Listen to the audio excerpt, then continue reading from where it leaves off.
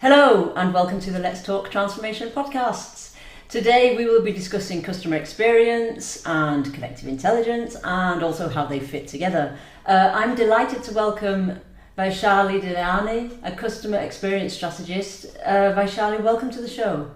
Thank you so much. And for all those listening, a very happy new year. It's a great way to start the year with you, obviously, Susie. Absolutely. Thank you for coming on. So it's your New Year's experience. Brilliant. Talking of experience.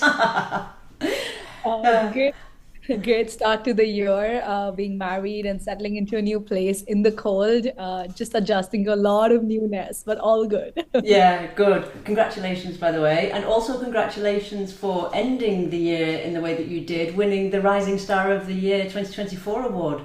Welcome. Wow. Did you expect that? No, no. Honestly, I was nominated under three categories, which was the Culture Champion of the Year, the Rising Star of the Year, as well as the Editor's Choice of the Year. And there was such great lineup. So honestly, I was not expecting to win. The fact that I was just nominated felt like such an honor.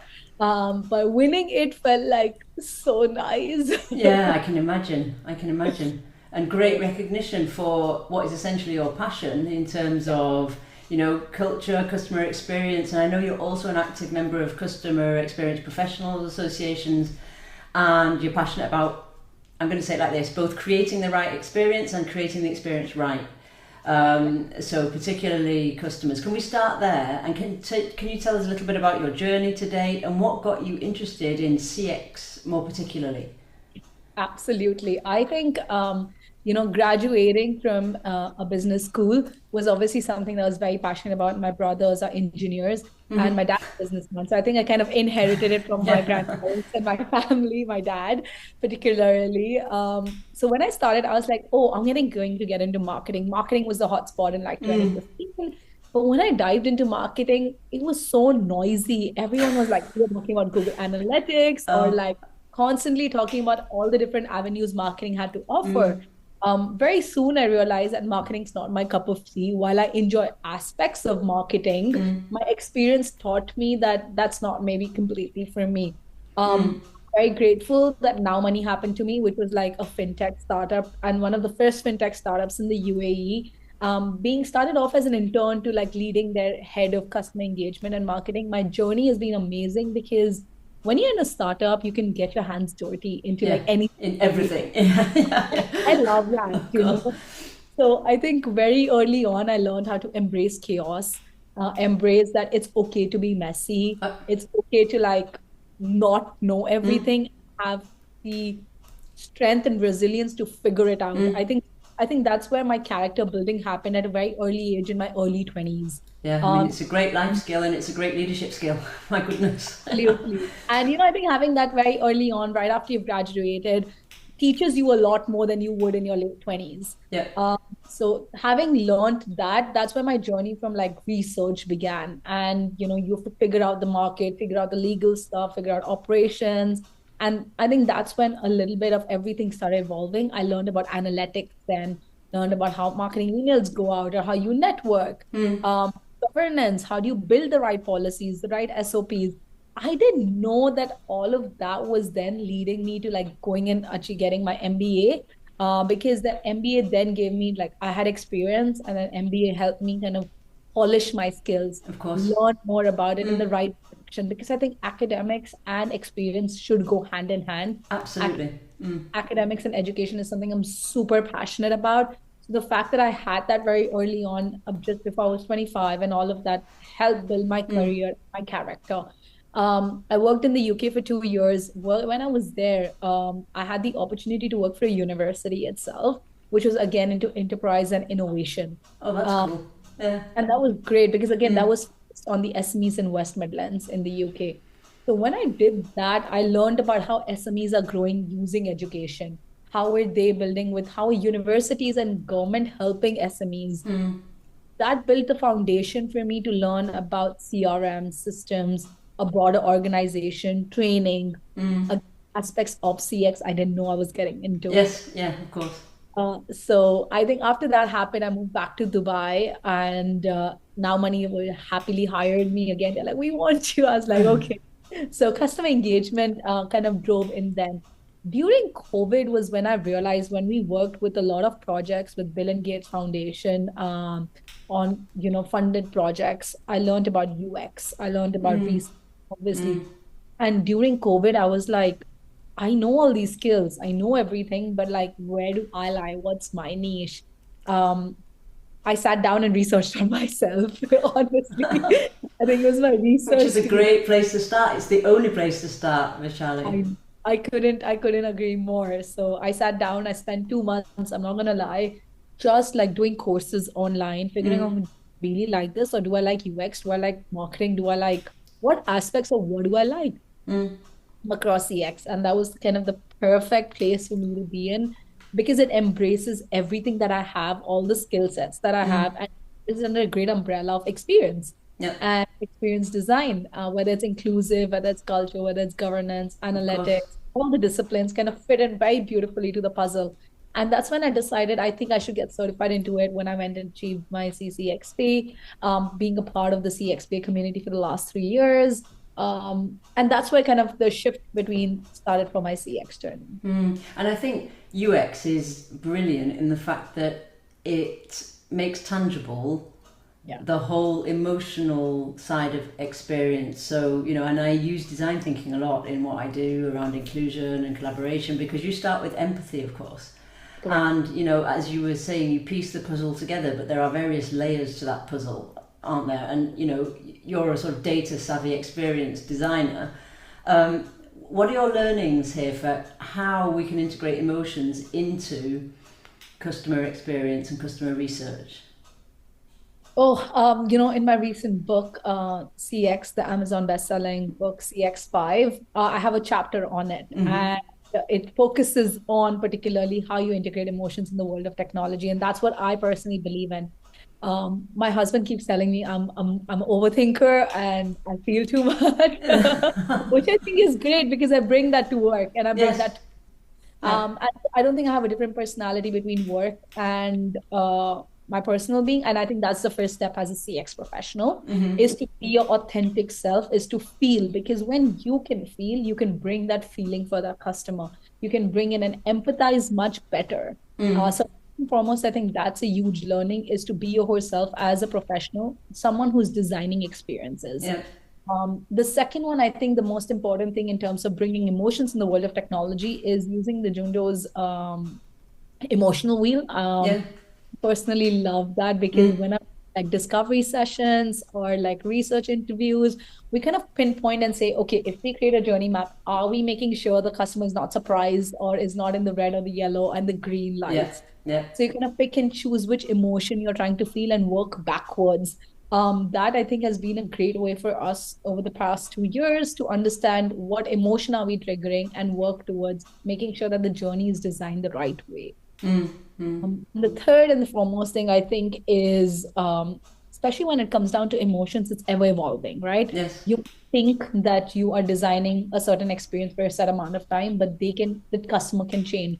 The outer experience, whether it's the environment because of which they might feel something differently, can happen. So, kind of accounting for versatility is very important when you're designing emotions and Mm. saying, they don't feel A, B, or C, then they can feel X, Y, and Z, and kind of making sure that that area of emotions are also covered. So making sure all your grounds of emotions are covered are very important in experience design, Mm. in my belief. And it's really interesting because what can you tell us a little bit about how you mirror that design in the way you help your clients actually test that assumption as to whether the design is actually provoking the feelings and the emotions that you hoped and thought it would. Yeah, absolutely. So many instances, but the one that I can think on top of my head, especially being, there are very few chances, unfortunately, as a CX practitioner, where you're designing something, but you actually get to see it firsthand as Yeah. a result of it. Mm. Uh, And so one of them that I can think on top of my head was a mobile app that we created and designed. And it was the onboarding process for them. So it was more like, okay, you need to scan, you need to enter your information, scan your ID, do this, and then do that. But it's for the low income migrant workers in the UAE who Mm-hmm. don't necessarily understand English or are tech savvy or don't have the better understanding of like how tech and technology works. So they might not know when you say this is your ID scan, how does it look like and how does it feel? So, Mm. they, and when it comes to a mobile app, which is it has your salary and your money, it can Mm. get like, oh, is this safe enough for me? Or feeling of like insecurity can weep up very, very quickly. Mm. So when we were designing that journey for them specifically, we had like a person like them in the app itself. So that showed them this is how you would do it. And they Right. have like a button where they could see it. So you're kind of bringing in safety element into piece and saying this is safe for you. And this is also a sense of familiarity Mm. where, oh, this person is like me and then they're doing exactly what I'm doing. So this feels safe and I'm okay to do this. When we designed that entire piece and did all of that, when we saw the person doing it, it was so rewarding. It Yes, was, oh, I can it was, imagine. it works. I think there's Mm. just feeling of like, oh, what we assumed in terms of hypothesis was brought to life, was designed. Obviously, it takes a village to make things happen. Mm. And um, when you see it to life and you feel like the increase and obviously and then analytics piece come into it because emotions I think unfortunately are something that you cannot measure all the time. It's Yes, not, I agree. Mm. yeah, it's more about like, oh, did the numbers talk? Yes, yeah. You try. Mm. So having numbers, and that's not an instant validation. I think emotions are a much more instant validation when you're face to face, but when you're remote and not in front of the person, it's more like, are the numbers talking? Are the numbers doing the right Mm. thing? So Mm. being able to see that uptake in numbers and a seamless onboarding experience was so rewarding. Mm. And if I come back to designing intentionally our experiences to include emotions and to take them into account, human emotions in the tech that we're designing, whether it's customer experience, employee experience, or the digital experience, I hear a lot about DX these days. Yeah, how do we intentionally design for that? I've heard that you have like this constant thought process in line with the sort of roadmap of how you're building and designing the software as to what the feeling might be. What else is involved for you in intentionally designing an employee experience, for example? Yeah, absolutely. I think my process, and everyone has a very different process. Yep. It's more about as CX practitioners, what I've noticed as a pattern is, oh, you learn CX and you learn the principles of CX or the different frameworks, and then you tweak them according to you. Yes. What fits for you, what fits for your project, what fits for the people working in it, the stakeholders, and most importantly, how can you translate it to business goals and results? Yeah. Most of the time, when you might have the best of the best frameworks, which we do in CX, you Yeah. just can't translate it the right way, and then people are not. Exactly. And I think that's where projects and like CX fails. Mm. Uh, so I think when it comes down to my thought process and the way of doing it is very different from project to project. But what I first and foremost do is sit down with myself. And I think that's the most underrated power.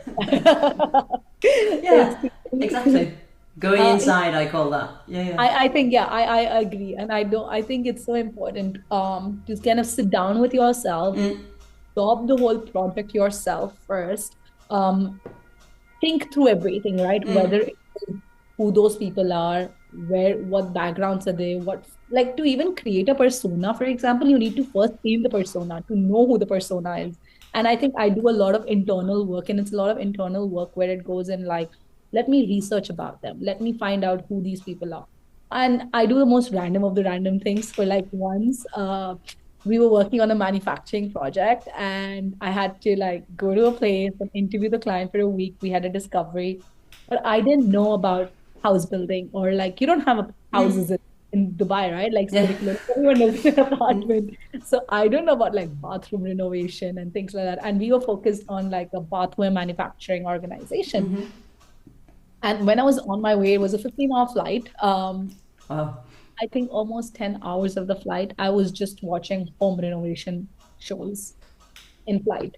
And Mm. I spent so much time knowing if I'm a customer who's going to like design my bathroom, Mm. what I'm looking for, who influences my decision. Is it like a contractor? Is it an interior designer? Is it obviously my partner or the family Mm. member? Budget?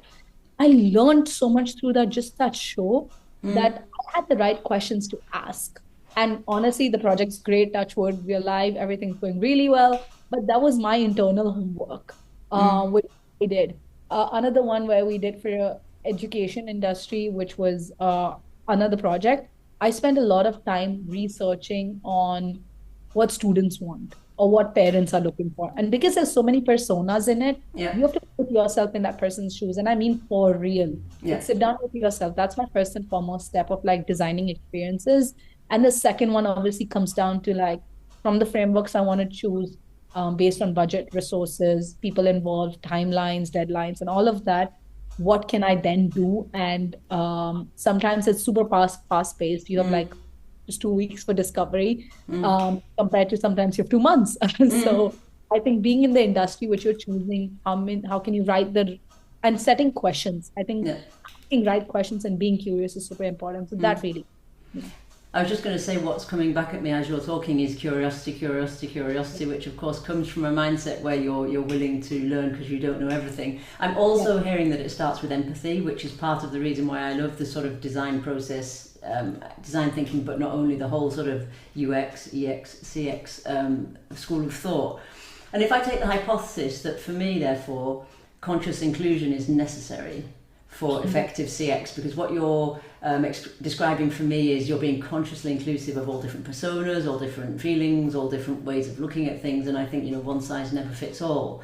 And what's interesting is how we operationalize the frameworks, but not only the knowledge, the lived experiences and everything else that we have. So giving everyone a voice in that experience is really key, Vaishali. How do you cater, therefore, for all audiences? How do you, if you have a whole organisation with different levels, different profiles? I feel like asking you what happens in your head, but maybe that's a question that will, give me a very long answer. But I'm still interested in how you manage that. I think I have to give credit to my daily practices. I'm not going to lie. Whether it is really being disciplined about meditating and journaling, where you're becoming more conscious as a being. Yes. There's a lot about you being conscious first to be able to do any of whatever you mentioned, right? Yeah, I think absolutely. Design and consciousness comes with you being in that position first. And I think when I don't do it, my own daily practices, I find myself lacking behind in my head. Yeah. It's whether I'm not able to focus properly, I'm not able to kind of think through 360 degrees. Because what we do requires 360-degree thinking. Yeah, it's holistic, Yeah, and a more holistic and a more authentic self. It's to put yourself figure out who you are, and then obviously then figure out the different personas. What I try and do in this process, at least, is you can't think of all endless people or personas. So I kind of pick first topmost 5. Okay. And nice. that I think would work. So for example, if it's designing for education industry, then you talk about, okay, definitely prospective students would be one.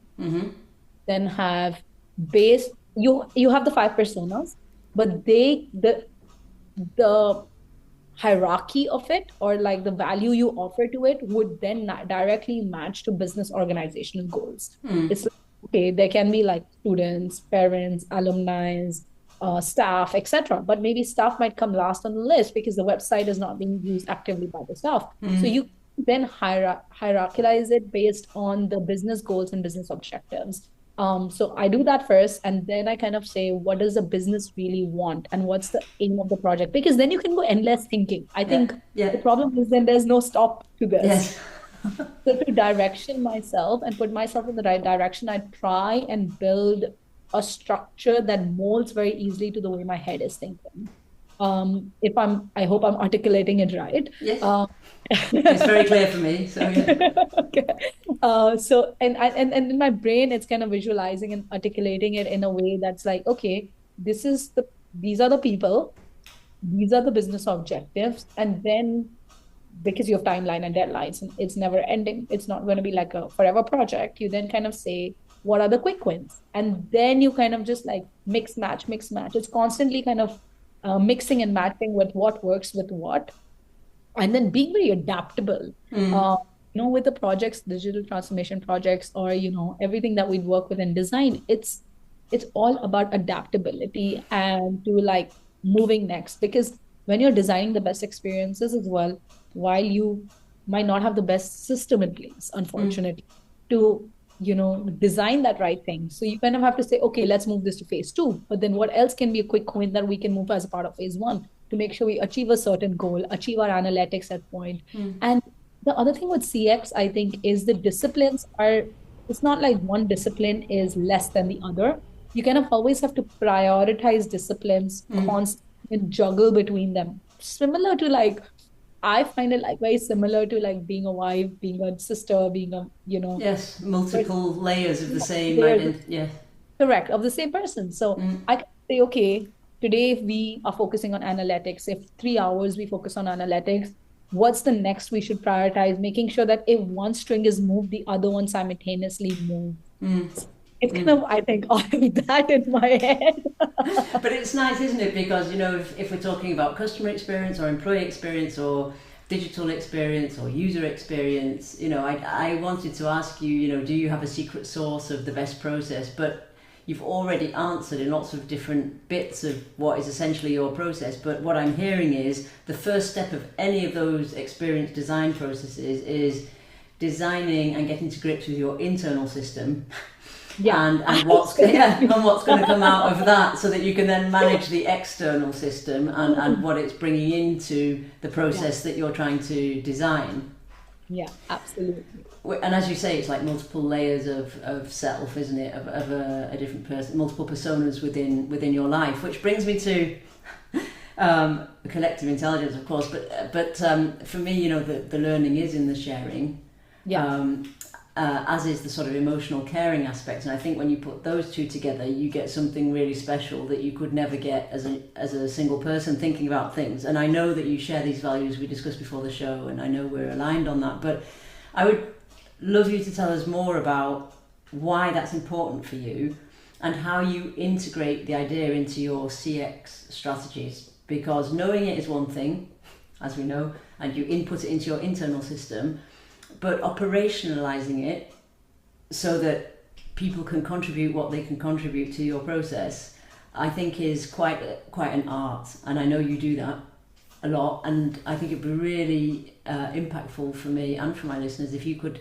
walk us through how you do that. Yeah. I think it comes with a lot of learning and life experiences. I'm not going to deny that. I think the curveballs that projects throw and you teach you, it's not something I would like to say I'm like born with or like, No. oh, I know it all. I think we're constantly figuring ourselves out as Yeah. the practitioners too. It's more about staying neutral. This Mm. is what that I had during my meditation today, which was we talk about, oh, 2024 was such a high. And then how can you constantly feel like you have to beat up something in the Mm. next year? Like you see so many LinkedIn posts about like, oh, what 2025 should be. And I kept thinking about it as well. The reason why I'm going to this and then kind of coming back to your Yeah. question is because you have to stay neutral. The Absolutely. fact that you cannot do one thing over another and feel like you have to beat yourself up can lead to a lot. Same thing comes down to operationalizing it as well. The reason why I'm saying that is because when you're designing experiences constantly, most of the time you first think about what you did in the past. Yes. Uh, Yeah. and and then you think about, oh, what I should do next. And sometimes I feel that that's not the best way to do it, because each industry is so different. Mm. uh, each project is so different that when you go back and say, I did X, Y, and Z, and I'm sure this will work for this project, it's a failure already. It's a failure already, in my opinion, in my experience, because you're not allowing yourself to think creatively. You're Mm. not, you're already kind of limiting your own space to say, I know X, Y, and Z, and then that's what I'm going to replicate, and boom, it's going to happen. Yeah. But you've lost your customer intent in that. You've lost the idea of starting clean, Mm. uh, from a clean slate. And I Mm. think project for me is a clean slate. So when I think about how I've internalized everything to how it's going to bring into operations and operationalize it, I mostly think of it as a clean slate. It's like whether it's a new project in a new Mm. country, new state, it's new for a reason. Yeah. And allowing myself to think new makes me not want to think of like how I did it in the past, but mostly use the tools the right way. But Mm. then thought process is pretty much never the same, in all Mm. honesty. Mm. Which really helps me and the projects that we have worked on in the past few years, because then you are thinking broader, Mm. you're thinking more creatively, you're allowing yourself to get out of your own comfort zone. When you allow yourself as a designer to get out of the comfort zone, you're doing the right thing and justice for your customers. Mm. Mm. Because then your customer, whenever you design, is not thinking about like, oh, this is in Walmart and then they've designed the same thing in like X, Y, Yeah. and Z. It's a copy. Yeah. And I am not a big fan of that at all. It's a great way to find inspiration. No, obviously Agreed. everyone finds inspiration. I'm not gonna lie.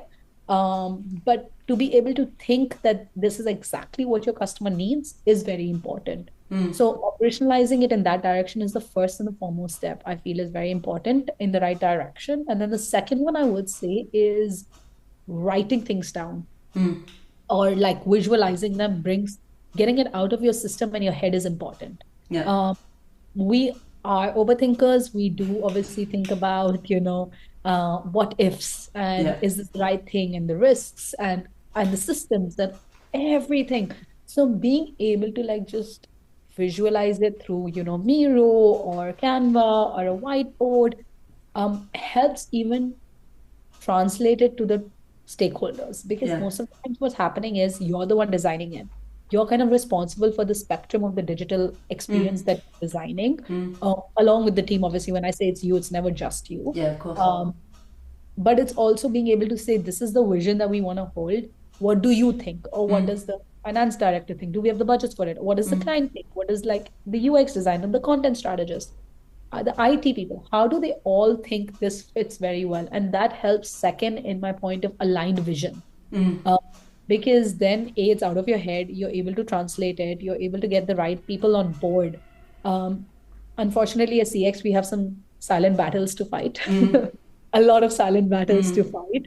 Um, so to be able to say, like, I think this translates it very well, achieves the business goal is very important. And then the third one I would say is not getting too caught up into everything. Yeah. Our thought process is you can get caught up very, very easily. So having some kind of like discipline or a Mm. deadline for yourself is very important. Mm. Uh, to say, okay, 24 hours, I make a decision. You cannot be so indecisive, because then the project's never going to kind of get through. Mm. And everything's going to be in your plate, and it's very easy to feel very overwhelmed Mm. in situations and scenarios. So I think these are three tips or like ways that I have kind of worked towards each learning when Mm. I from internalizing it to operationalizing it and kind of delivering it. This has kind of been my thought process. And of course, they're coming from larger practices, aren't they? We're back to one of your first points around daily practice, discipline, creating what I call deliberately developmental habits Yeah. and practices. But also visualization is great because every person has a unique perspective and a unique way of seeing things, which brings so many different perspectives into the mix, doesn't it, into what you're doing. And if I look at you as a CX professional and the support maybe you need as a CX professional, I have a lot of communities of practice and think tanks and other coaching groups around, leadership groups around my area of expertise, and that brings me not only curiosity and new ideas but also energy. And I'm assuming, big assumption on my part, you will tell me whether I'm right or wrong, I'm assuming that the Customer Experience Professionals Association also provides that type of forum, but you may have others as well, Vaishali. How important is that for you in terms of being the best customer experience practitioner you can be?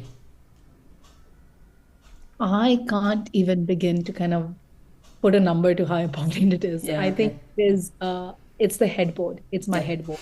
yeah. And that's how I like to call it. I like Because that. Headboard. you know, it's the one that you can kind of every time you feel overwhelmed, you can Mm. put it and say, I'm not alone. Yeah. Everyone's in it together. Yeah. And having that is so important because you go through tough times, when you are unsure sometimes that it's a very easy to kind of take a pressure on you and say, am I building the right thing? A lot of people are relying on a decision that Yes. I'm Yeah. Yeah. making. Pressure. So Pressure. it's pressure. So sometimes just kind of talking to somebody within the community or an online forum or like reading about it um, helps you because then you're like, okay, I think the Mm. pressure of other people are doing this and it's the right thing. Sometimes you're too into the weeds and then to be able to go back and out and think out of it and just have that headboard to rely on is super helpful. So whether it's a CXPA community, whether it is CXM, CX Today, CX Network,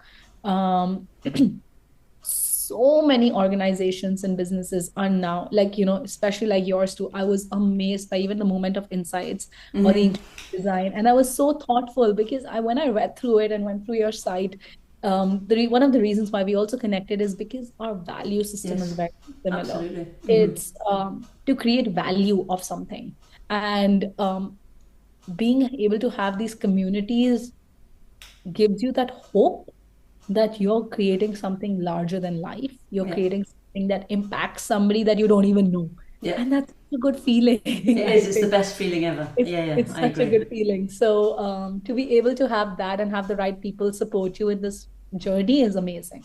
And I think that's what digital has brought us and COVID accelerated in terms Yeah. of, global connection. Like, us being able to do this podcast, you're sat in Canada, I'm sat here in France, which can often get quite transactional, hence our discussion and my questions around intentionally designing for Yeah. emotions and for inclusion within the CX. What's Yeah. your biggest success today in the CX arena? It doesn't have to be a particular client, but what do you feel is the most transformative thing you've done, Vaishali, in the area of CX since you've been working there? Oh, no Just one's a small asked me question. Don't overthink it. that. No one's asked me that. I think if I have to say the most transformational thing that I've done would definitely be um, someone like me who's not from the same background, Mm-hmm. not from like, oh, I've graduated and got into CX, right? Have had my own journey, and to be where I am today as a mid-career professional is Mm-hmm. definitely the most transformational thing because I believe in telling my story as I'm going through it. Yeah. And that's very inspiring for so many people, whether it is, being a guest lecturer at universities and inspiring students to think of CX as a professional, Yeah. as a profession, to, designing CX courses as well for university or for even freelancers or SME owners. I Mm-hmm. think it's super rewarding to kind of say that you're somebody who's not made it, but and I don't think you'll ever make it, in my opinion. It's an ever evolving thing because we're ambitious people, I Yes. feel. And I feel like when we have the impact we want, we then have a bigger ambition. I mean, you've written a book, so I'm sure there was one time when you thought, oh, I should write a book, and now you've done it, you'll be like, oh, what do I do next? Literally.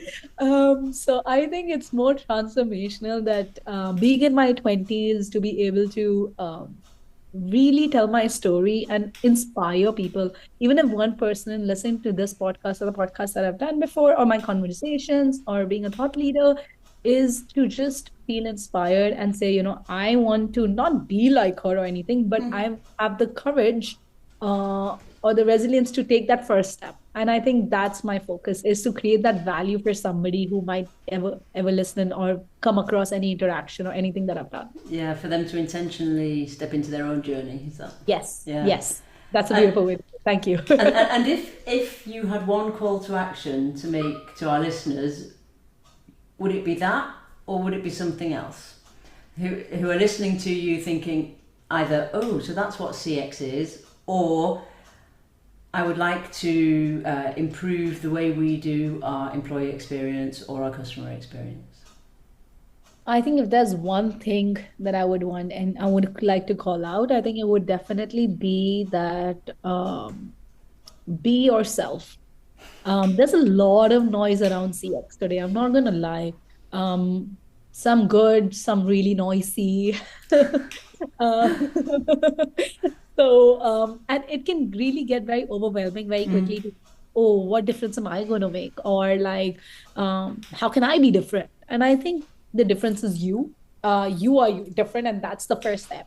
So anyone listening to this, I think my only call out would be that you can do what you want to do if you set your heart to it and your mind to it with all your authentic self, because it's underrated. It's literally underrated to say what the power of you can do. I'm going to leave our listeners with that authentic and beautiful message, because we do underestimate that all the time. Okay, Vaishali, thank you so much for coming and sharing your stories and your insights on customer experience and life. Where can people find out more about you, your book, what you do? Yeah, LinkedIn's the way to find me out. Super active on it. So it's Vaishali Dialani on LinkedIn. Okay, super. I'll put that in the show notes so that people can find you. And please do reach out if you have the slightest question or if you just want to connect. That's how we connected, and I'm a big believer in sharing connections. So there you go. Thank you for a great conversation, Vishal. Thank you for having me, and I loved our conversation. Me too. It's been a pleasure. Thank you.